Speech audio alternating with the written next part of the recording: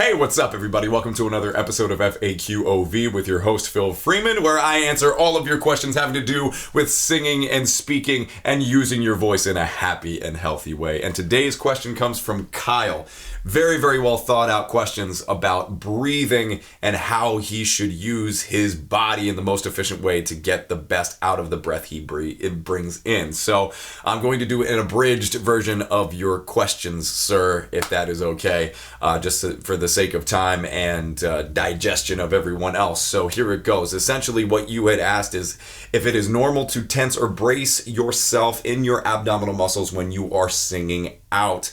And you also asked some questions having to do with breathing in and whether to do it through your nose or through your mouth. And to answer those questions, as far as the tension is concerned, yes, it depends on the kind of tension that you have, though. You want to make sure it's the right type of tension. And when you are breathing in to sing while you are singing, you want to avoid breathing in through the nose at all costs. Think of it this way. It's like a siphon for water.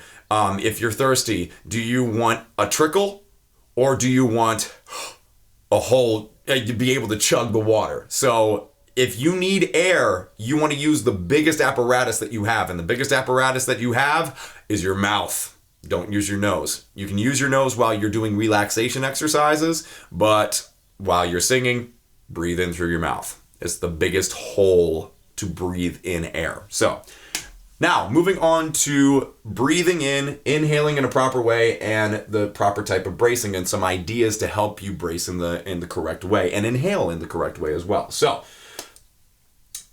when you breathe in, it's not only a downward motion, it is also an outward motion. And a lot of people have a tendency to just breathe in through their chest and raise their shoulders. That is an incomplete breath. A lot of people have a tendency to breathe just down into the belly. That is an incomplete breath. The complete breath is downward and outward. It involves your chest expanding. It involves your lower back muscles expanding. It involves your lats expanding as well. So you're filling up the entire upper body with air with a downward and outward motion. So, and this is how it looks when you're breathing while you're singing. That quickly, that effortlessly. You drop and expand. Just topping it off. When you breathe in while relaxing, just a slow, deep, downward, expansive breath to get all the air into the system. Now, when it comes to breathing out, the last thing I want you to think about is breathing out or pushing out, exhaling out. Think of your exhale as a push upward towards your mouth. You don't want to think of pushing out the air because essentially that will get you into the mindset of running on empty and collapsing on yourself and thinking that you have to push out rather than having that mentality, push up and let the mouth be the controller of your volume, the control center of your tone.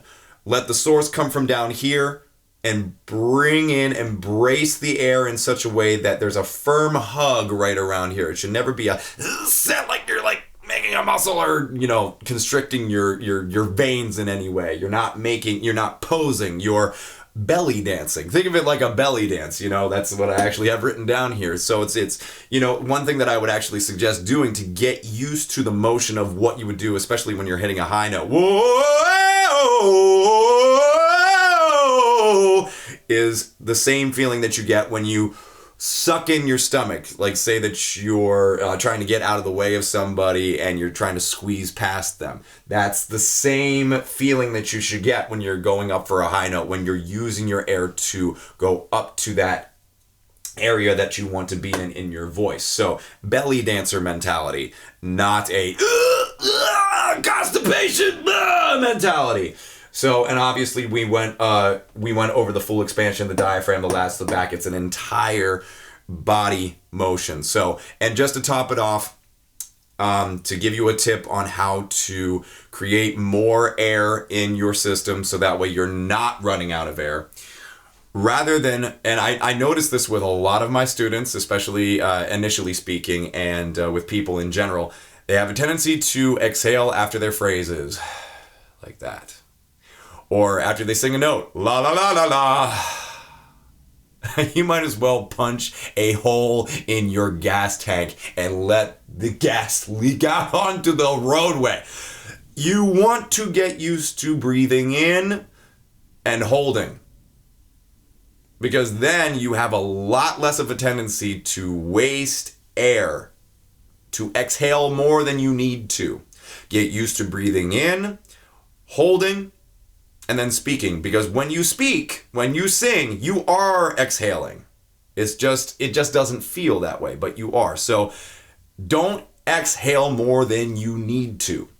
Let your speaking and your singing be the exhale, and get used to breathing in and holding, using those muscles. So I hope that all makes sense in a nutshell there, Kyle. So we're talking about downward and outward expansion for the inhale, bracing like a belly dancer for the exhale, making sure that you use your mouth apparatus for breathing in and for the volume and tone control. Also, what else did we talk about? Oh yes, and not exhaling more than you need to. Hope that all makes sense for you, Kyle, and that gives you some ideas to run with, so that way you can improve the air efficiency in your body. I hope that is useful for everyone else watching this video. And always remember, everyone, practice makes progress, and with that, you can go and find your voice. Take care until next time. Are you